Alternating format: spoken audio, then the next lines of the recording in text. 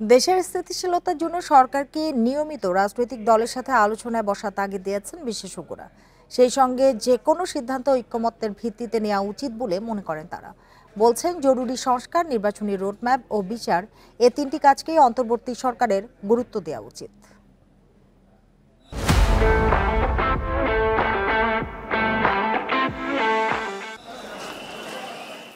ছাত্র জনতার অভ্যুত্থানের মুখে ৫ আগস্ট শেখ হাসিনা সরকারের পতন হয়।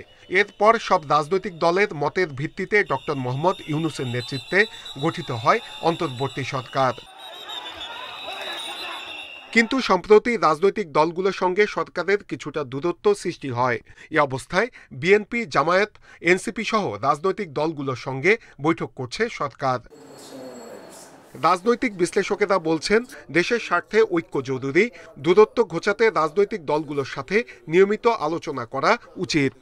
সরকারের উচিত প্রথমত খুব ঘন ঘন রাজনৈতিক দলগুলোর সাথে কথা বলা, ফ্রিকোয়েন্টলি কথা বলা, এবং রাজনৈতিক দলগুলোর উচিত সরকারকে সহায়তা করা। কিন্তু সহায়তা তো এক পক্ষ হবে না, সরকারের যে রাজনৈতিক দলগুলোর সাথে আলাপ আলোচনা করে কাজ করছে এটা সরকারকে বোঝাতে হবে। রাজনৈতিক দলগুলোরও সরকারকে সহযোগিতা করতে হবে। মতপার্থক্য থাকলেও বিভেদ কমিয়ে আনতে হবে মত বিশেষজ্ঞদের। একটা রক্তস্নাত গণ অভ্যুত্থানের পর এই ধরনের পরিস্থিতি তৈরি হবে সেটা কোনোভাবেই কাম্য না, কেননা বহু মানুষের জীবনের বিনিময়ে এই সরকার প্রতিষ্ঠিত হয়েছে।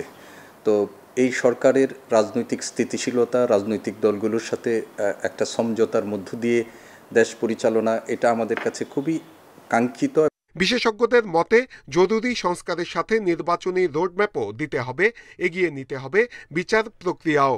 এটা পাল্টাপাল্টি হয়ে যাচ্ছে, কেউ কেউ বলছে ওকে, এক পার্টি বলছে ওদেরকে সরানো হোক, আরেক পার্টি ওদেরকে সরানো হোক। এগুলি তো ঠিক আমি খুব শুভ লক্ষণ দেখি না। এটা খুবই আমাদের মাঝে বিভেদে বাড়াবে, দেশে অন্যরা সুযোগ দিবে। গণঅভ্যুত্থানে পরাজিত শক্তিরা দেশকে অস্থিতিশীল করতে নানা ষড়যন্ত্র করছে। ঐক্যবদ্ধ না থাকলে সবার জন্যই বিপদ মনে করেন বিশ্লেষকেরা। নূরে আলম, ইন্ডিপেন্ডেন্ট নিউজ, ঢাকা।